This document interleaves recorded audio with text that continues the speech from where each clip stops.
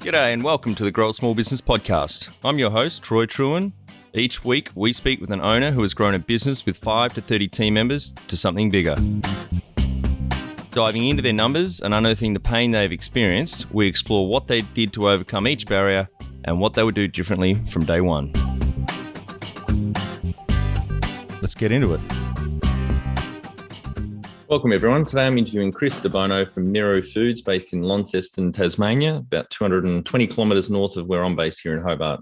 Thanks for your time today, Chris. Thank you very much, Troy. Let's start with how we know each other. So Ian Seipke's introduced us both. You've come to a couple of the meetups in Launceston, and you actually spoke at the last one. Yep. And I was really impressed with your growth journey. So obviously I've asked you to come on the cast today. So thank you. No, thanks for having me.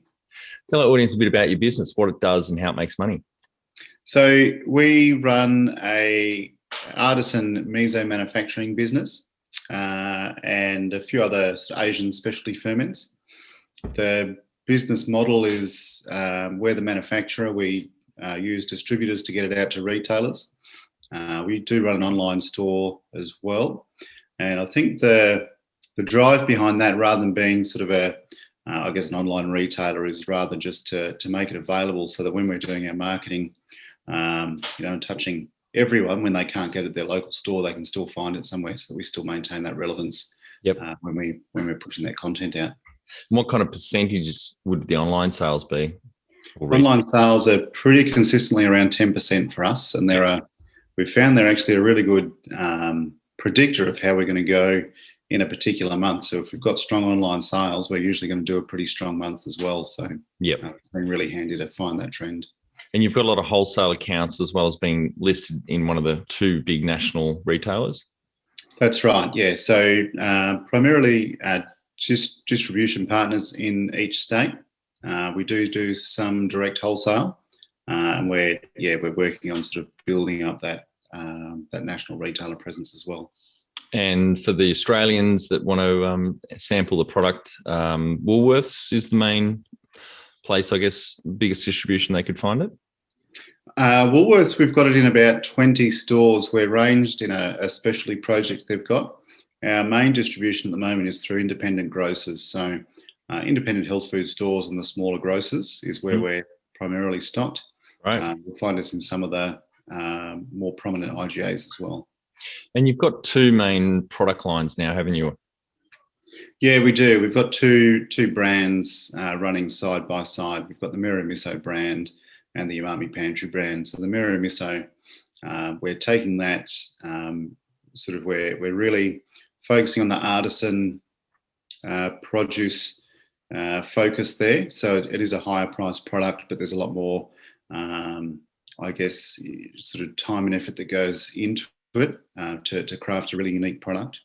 The Umami Pantry brand is the product that we're going to push to go sort of mainstream. So a little less artisan, but still maybe the same sort of great ingredients and good quality, but just less fancy, I guess. Yep, great.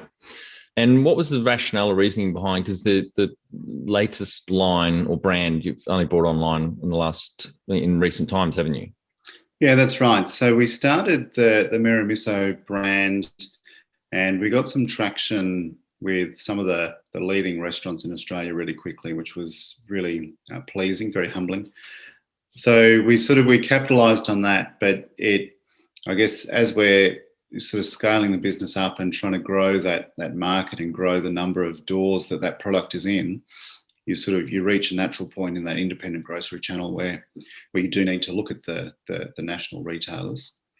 And we felt that if we did push that Meru Miso brand into the national retailers, it was going to devalue it for some of those important customers. Right. And we really didn't want to do that because we've put a lot of effort into that quality statement and the craftsmanship that goes into it. Mm-hmm. So we're really careful of protecting that, both for us and our customers. So we brought out that second brand, and we're very consciously seeking to put that out into some of the more national channels. Great, very smart marketing move there. And so Australia's first and by far biggest now miso supplier. That's correct. Yeah. So when we started the business, we were playing around with sort of fermented veg and kombucha at the time. We saw miso as an opportunity. I was particularly attracted to it because of its unique manufacturing process and what goes into making it from a sort of artisan and craftsmanship point of view. And yeah, we saw that no one else was doing it, so we saw that as a pretty significant opportunity. If we could work out how to do it and do it well, we thought there was a big market gap to fill. Tell our audience how you started out. So started out in 2015, just sort of testing the market, played around, sort of farmers market level sort of stuff, just to, I guess, demonstrate that we could actually make it. So for ourselves, that we were going to have a business that we could, actually make the product, and also demonstrate the customer base. So we achieved that. 2016, we moved to Tassie and set up a little factory here in Tassie. 2017, we sort of put the big boy pants on and decided to register the business, and we've been going hard ever since. And you moved from Melbourne, didn't you? You outgrew the space. That's right. Yeah. Yeah. So we were in a share kitchen arrangement in Melbourne, which was pretty handy as a small business just starting out, because you can appreciate commercial rent in Melbourne is quite high. Yep. So that was really good just to start out. It's also fairly low commitment. Rather than taking out a commercial lease over a number of years, it's just pretty casual. So that was a great way to start. But yeah, grew out of it pretty quickly. Yep. And needed that permanent space. And I think someone asked you this question in the meetup that the cost difference between the freight from moving it back from Tasmania up to the mainland, and you made the point that it was actually cheaper when you did the numbers because of the high Melbourne rents. It was actually cheaper to move to Tasmania and even cop that freight cost. Yeah, that's right. So that's pretty much summed it up in a nutshell. It worked out the same roughly for us. Yeah, better to be moving down here, and we recognised that moving out of Melbourne into a regional area was going to be the smart move from a sort of financial point of view. But yeah, Launceston won. It's just it's really well serviced by the major airlines, so it's easy to get back to the mainland. Yep, it's pretty close to some major freight routes as well. So yep, it was, yeah. And so 2015, you started dabbling. How old were you then, and what were you doing before you made the jump? So before then, I was in the Navy as a navigator. Never sort of transitioned in anything to do with, running small business or food or anything. So pretty big step, but I've always been really interested in food.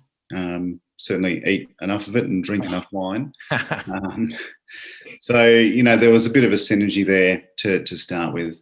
I came from the Navy. My wife, Megan, who's in the business as well, she was also in the Navy. So we've both sort of come with very little small business or food experience and just, learned along the way. That's a big leap you're making. How old were you then in 2015? Probably 34, I think, if I'm doing the maths right. Yeah. Yep. Right. And you have some key numbers to illustrate the growth of the business over those last 6 years? Yes. So we started obviously in the share kitchen, picked up our 100 square metres in Umami in 2016. In 2019, we upgraded to 300 square metres, and we've just finished a fit out of another 600 square metres to take us up with our office space to about 1,000 square metres in total. Great. Yeah. So it's, space-wise, it's growing pretty quickly. We've got, on the revenue numbers, we're growing at about 40% year on year, which is fantastic. We're really happy with that. Staff started out just me and I at the start. We've now got 5 staff with us, permanent staff. Yep. It's all cranking. Yeah, great. When was the moment you felt like you had succeeded? So I really feel that clarity came to us probably as recently as the start of this year. So I think that one of the biggest challenges for us was identifying who we are and what we do. So we're sitting in a factory and we can make food, and we've got machines that can make other food. And it's like, well, okay, we're a food manufacturer. Do we want to manufacture food for other people? And then it's like, well, that means that we might be handling, different products that aren't, if we're pushing a sort of vegetarian, vegan type angle on the miso, for example, does that mean that we shouldn't be handling meat? So there's, a little bit of, to and fro about who we are, what we do. And it was really just, clamping down that vision at the beginning of this year to say we are, yes, we're a food manufacturer, but more directly, we are, an Asian specialty ferment producer. And that's going to be what we are known for. It's what we do. It's what we're going to tell everyone about. That was getting that clarity of vision was really the moment. So got that clarity of vision, sat down, redid the sort of 5-year plan, redid the numbers. They all stacked up. Obviously we'd had plans before and numbers before, and they worked, but yeah, with the new vision, put it in place, and then started kicking the goals. And that was the moment that it felt like it was all coming together. Yeah, that's pretty good. 6 years in, not a lot of people stop and set a strong vision and focus and really hem in what they do and hem out what they don't do. What was the catalyst for you guys to sit down and clarify that vision? And was that just internal, or you had someone external help you? No, it's all been done internally. So I think the catalyst was right at the start. We sort of said, we're going to start this business, and we think we might be this big in this number of years' time, and we weren't getting there. Like I said, we've got good numbers, and we're pretty happy with them. And going forward, we're extending sort of similar numbers, slightly bigger in some years. But yeah, it was about that, just those numbers, those targets, and I think as well, just trying to drive future growth. It was really hard to do that consistently when we felt like we were just bouncing around between ideas. It was very much, look, Megan always says we just kept throwing spaghetti at the wall to see what sticks, and that's kind of what we were doing. I think the saying's throw shit on the wall and see what sticks. Yeah. So look, we were doing a little bit of that. It's like I said, we're a food manufacturer, we're a miso maker. What if we made all of these other, fermented foods? Are we a fermented food specialist? Am I going to start making sauerkraut and stuff like that? So yeah, it's throwing these ideas around. So it was really just about, coalescing that vision. So we had that single goal, that single point of where we're going. That's great, because with my experience, it's pretty rare. 5 years in, you were at that point to have that kind of foresight and strength, I guess, to narrow down your vision. Like I said, that's very, very powerful, and it just saves you make quicker decisions. No, we're not going to do sauerkraut because it's not within our framework and our vision, and then you can just get on rather than wasting a lot of time and money chasing down rabbit holes. Yeah. What does success look like to you? I think this is a really hard question for me. So when we started the business, I sort of set the goal that we would be that we would be making a world-class miso. And then, sort of within the first 6 months, I had one of the chefs from the best restaurant in Australia calling up asking if you can, buy wholesale direct, because he'd been buying it from the store across the road. And it's like, well, I think I've just ticked the goal of making world-class miso. And it's like, well, what's... but, and so then it's like, well, if I've done that, that's good, but where to from here?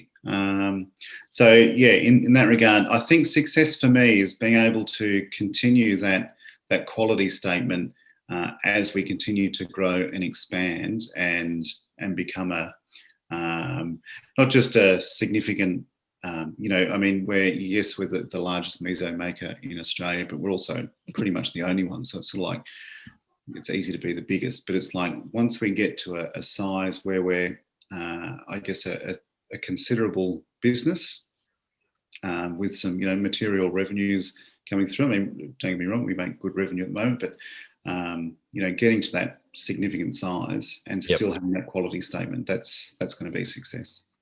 number one thing you'd recommend to marketing a fast-growing business?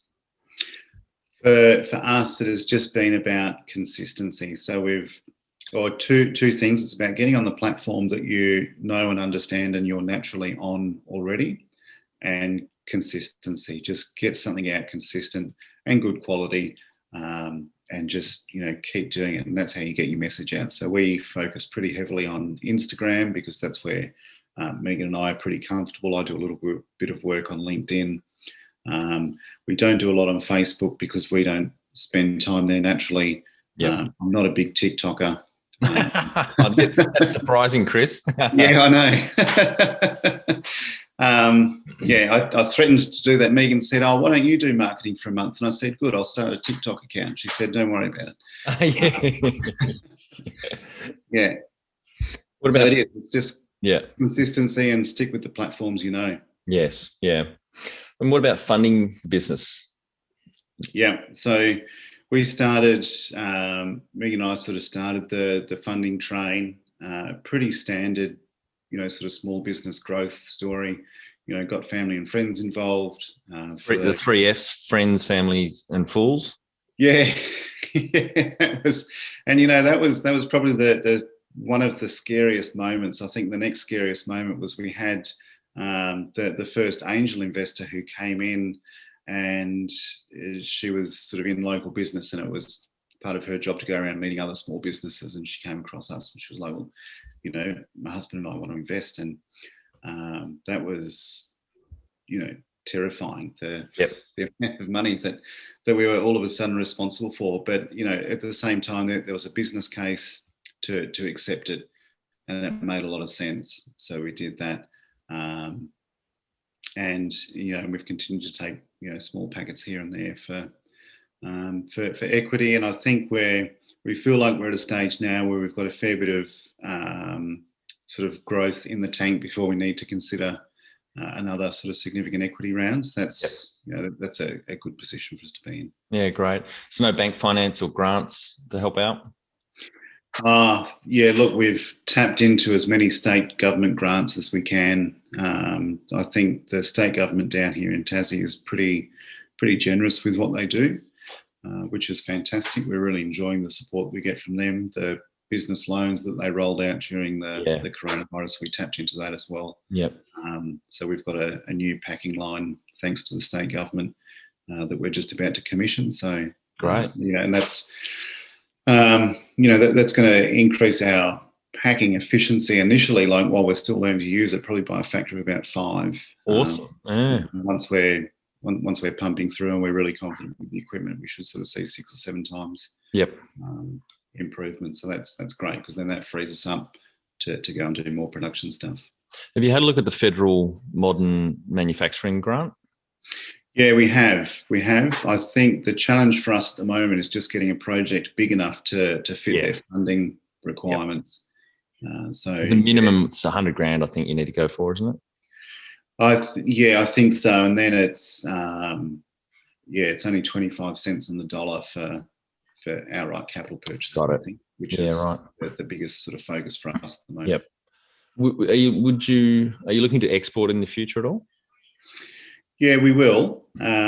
So we've got, through one of our customers in New South Wales already, we do get a little bit of product into Singapore. Mm-hmm. So sort of exporting by default there, which is nice.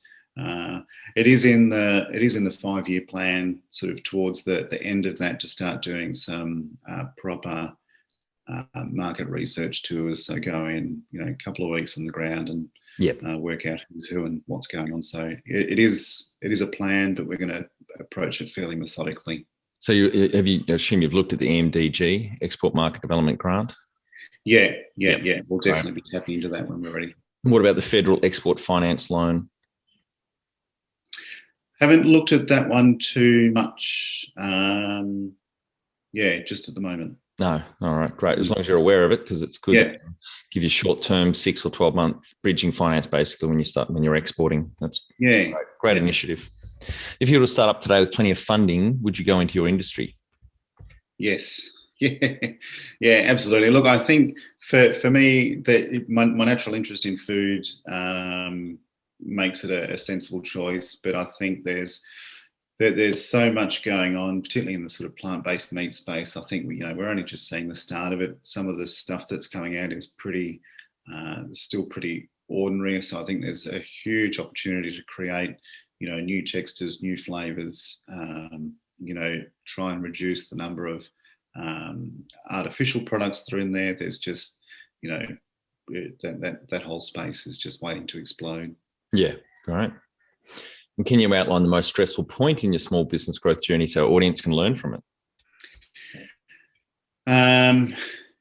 So I think the biggest stressor for me throughout the whole journey so far has been, and this sort of gets linked back to understanding your numbers, but I think it's about forecasting and not meeting forecasts. And when you're in that early stage and funding is so critical, and cash flow is so critical, when you don't hit your forecasts, you can start running out of money really quickly, and that can be hugely stressful. So, it can propel you into funding rounds a bit quicker than you might have planned. Yeah. Which, it's probably not the worst thing in the world, but it feels like it at the time. Yeah. Yeah. What area in business do you feel you've had to work on the most to add the greatest value? Yeah, I think the area would be finance, understanding financials, but understanding them properly and really getting into not just the sort of bottom line number on the P&L, for example, or looking at the cash flow and seeing, negative and negative is bad, but really understanding the relationship between the two and how they tie into the balance sheet, and then using those three, statements as that platform for your future forecasts is just enormously powerful once you properly understand. Yeah, working together. And I think, look, coming from a background in the Navy, navigating between, point A and point B, there's just, zero exposure to that. Yep. Certainly you don't do anything like that at school. So, that's been the biggest struggle for me. How did you plug that knowledge gap or experience gap? Did you use an accountant to help you put the financial model together, or you just did it yourselves? Just look, a lot of reading. We've got a very good accountant who's sort of very generous with their time and knowledge. So certainly, we try and meet with them, once or twice a year, and just, obviously talk about the books, but talk about things in general as well. So picking up the knowledge there. Yep. But yeah, a lot of self-learning just to drive that understanding.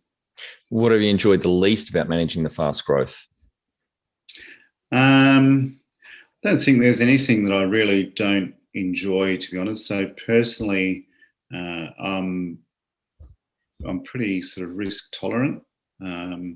So that would be what Megan enjoys the least, is my risk tolerance. Hers is not quite as high. Yeah. So, when we're sort of starting to run out of money and it gets a bit stressful, that's sort of when I really thrive. It's like, this is the challenge. I've got to sit down and solve it. I can stick my head in my hands and moan about it, or I can just get on and sort it out. Yeah. So, yeah. What do you love most about growing a small business? Probably the risk tolerance side of things again. I think one of the things that I've really enjoyed is the working with our staff to sort of see them growing as well. So two of our earliest staff, one of them was sort of invited to come along for a job. The other one just turned up and said they were looking for a job, which was fantastic. But neither of them had any particular skills. And so we spent a lot of time working with them to really sort of build that up. And so watching them sort of grow and gain valuable experience and skills has been really rewarding. Yeah, so you saw that they had a great attitude and would be a good cultural fit and good aptitude, even though no experience in the roles. You decided to put them on and train them up. That's great. Yeah. What's been the biggest mindset shift for you in your small business growth journey? I think that's a really hard one. So I think, coming from a Navy background, we were always fairly used to, just being presented with a new problem and adjusting on the fly. So I feel like that's sort of played well into running a small business. I mean, almost every day you get thrown a new curveball, and it's like, what am I going to do with that? Yep. And you just roll with it. So so biggest mind shift I think is maybe just taking a step back every now and then, and just letting things play out rather than always being in control. So I think certainly, again, going back to the Navy, as a navigator, you're always in control. You're driving the ship basically, or guiding people to drive the ship. Sometimes in small business, you just need to take that little step back and just let things unfold. Yeah, that must have been a hard transition, particularly from a management point of view, managing people. Because it would have been, I guess, driven into you over the years, all the control and discipline around everything you do, because it's so important in the Navy. Yeah, that has been a huge transition. It's something I'm really conscious of. It's something it's probably the one thing that I'm least confident about personally. So I know that I can manage people, certainly in the Navy setting. Yeah. And like you say, it's very easy because you tell someone what to do and it's their job to do it. They don't have a choice. Yeah. But I think at the same time, a good naval officer is one who can engender respect from their sailors and staff. The same as business management, isn't it? Really? Yeah. So that's the key thing that I've taken from that. It's about how can I do my best to get the respect of my staff. And it's that old adage, you don't have to be liked, but being respected is key. Yep, absolutely. What's the number one habit you think a small business owner needs to develop and maintain? I think consistency in everything you do. So, and this goes back to the marketing. Consistency is key, but I think in everything else as well. If you've got a consistent approach to how you treat your finances, how often you review your finances and everything, if you've got a consistent approach to quality in whatever you're doing, if you've got a consistent approach to how you're dealing with staff, everything, it's just about consistency and building those consistent habits across everything. And I think, that for me has been the biggest thing. Want to become the best manager you can be? Check out our Kick-Ass Manager course at growasmallbusiness.com. Do the course and add your fellow managers for no extra cost. Join the 30%. 70% of people quit their job because of their manager. You talk about how you've added people to the team, some wins, mistakes and advice for those listening? Yeah, I think so look, the first two guys that we got on were, had very little experience. The next lady we got on, she's in the sales and marketing position. She was, trained and well qualified for the position, and that's been an excellent hire as well. I think for me, it's less about the qualifications on paper and more about who the person is and whether we're going to be able to work together. Yep. And Megan and I, we were talking about this just the other day, and it's about, what are the personal values that someone brings to the position? Like, who are they as a person that is going to gel with what we're trying to do? And that's the key thing that we look for. What are some things you recommend to building a sustainable and kick-ass culture to help with the growth? I think the key thing from a sort of leadership point of view is just focus on being yourself. Don't try and be someone else. Don't try and be what you think other people want you to be. Yeah. So, for me, that's, sometimes I can come across as a little bit abrasive. I'm pretty direct. If someone's doing something and I think it's bullshit, I call it. Yeah. And I'm pretty upfront about it. And sometimes, like I said, people can find that a little bit abrasive. But at the end of the day, that's who I am. I'm not disrespectful about it. But it's being me. I'm not going to put pool tables and ping pong tables in the staff breakout because that's just not me. Do you do any team gatherings on a regular basis, or go out for drinks or meals or anything? Yeah, look, we do try. We've been like literally flat out these last few months, which is a good problem to have. It's something that I'm really conscious of, and I want to do more of. We certainly we do the usual ones around Christmas, and sort of try and bring a cake in on people's birthdays and stuff like that. But I do want to get out more and just do. So for me, I know sort of leadership training in the Navy was really formal, and it was take the team out and do a formal exercise, and you had to be able to report a formal outcome. For me, though, sort of team building is much more about just going to, might be going to the golf course and just hitting 50 balls at the driving range together. Yep. And laughing at how good or bad everyone is. Yeah. You go and do 10-pin bowling. Just it's activities where you get to do something as a group and just, let your hair down and have fun together. So, not doing enough of it. Really want to do more of it. Great. Yeah, that's something I instated in my company's early 2000, I think it was, in Melbourne, in the web company, and then took that to London in 2006 when I bought into a small IT support company to grow it. But we grew that from two of us, two business partners, up to 20 team members, and we had a monthly event, but we delegated. I think I got to do it once in 3 years because we kept growing so fast. And each team member would take it in turns, and it was a surprise. It was great. The person would just have to check with one of the owners to make sure that we weren't doing something illegal or really, wasn't a good cultural fit, because it's very, very multicultural, obviously, in London.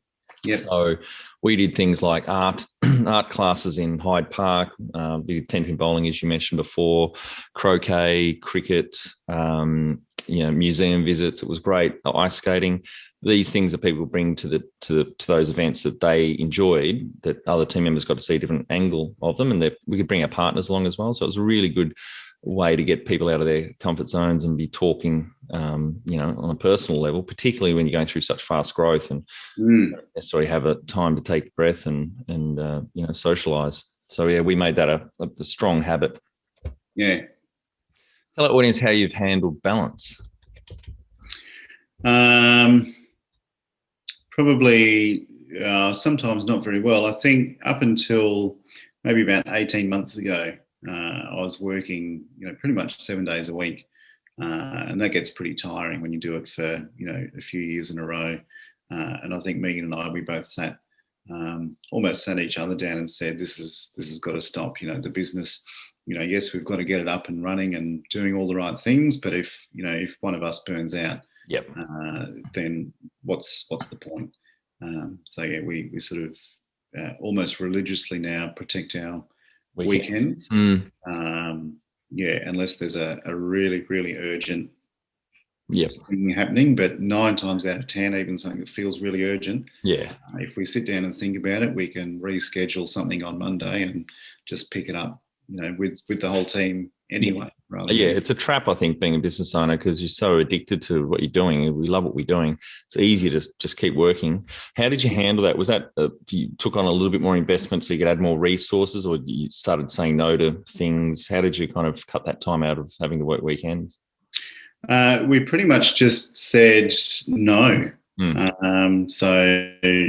Just a little bit of readjusting how the work week was running. But then for new projects, it was, if it was going to start eating into weekends, it was just delayed or no. Yep. We'll always have shit to get done. There will always be emails in your inbox. So wait till Monday. How much professional development have you invested in yourself over the years? Like after the Navy, because there's a lot in there, but on the business side of things, Look, I think I've done a lot of reading, so I do spend a lot of time reading business books and sort of economics and bits and pieces to drive that knowledge and understanding. I've went and completed the director's course with AICD just to get a bit of a better appreciation of governance and how to manage that governance side of the business. So there's been a few little things here and there. I think this year where we're starting to sit down and really formalise the professional development, not just for myself and Megan, but for the whole team. Great. With little things like, making sure we all do, work health and safety refreshers and first aid refreshers, but also going on to the bigger things that are proper professional development, sort of, courseware and stuff like that. So, have you had mentors or coaches along the way?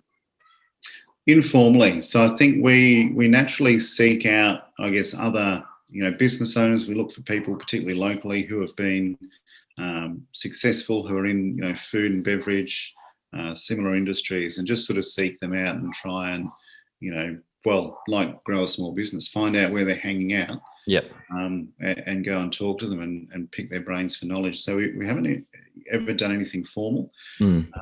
In one of our more recent investments, we've picked up an investor who has been on the journey that we've been on. Right.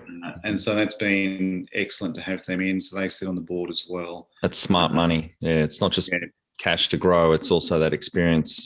Yeah, and they've been really open with their time, which is fantastic. So, I can call them whenever I want. If there's a thorny business issue that's, developing, I know that I can jump on the phone and get some good guidance. So, yeah, that's come in. And we did make that, or we accepted that investment with that intention. We sort of said, all right, this packet of money, we want to find the right person who's really going to, give us that detailed specialist knowledge to grow and make good decisions. Yep.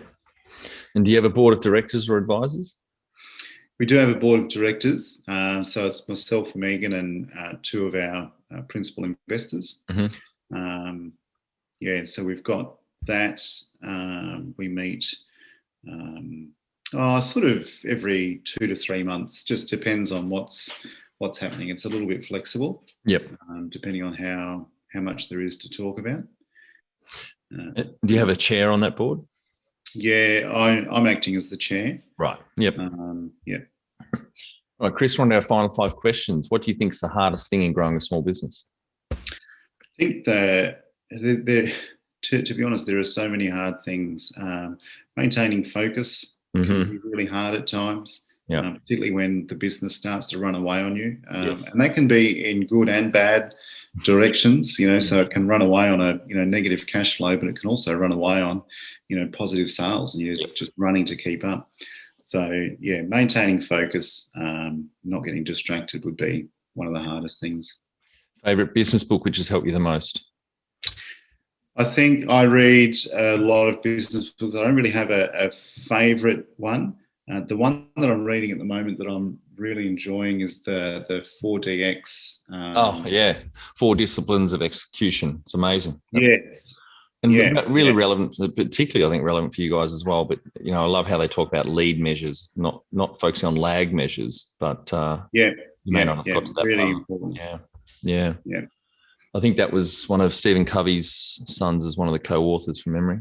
But that's right. Yep. I read that about 18 months ago or listened to it as an audiobook. It's a fantastic read. Any great podcasts or online learning tools you use for your own professional development?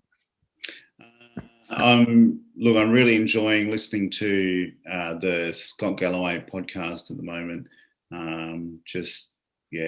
Good sort of current affairs, different take on things. Yep.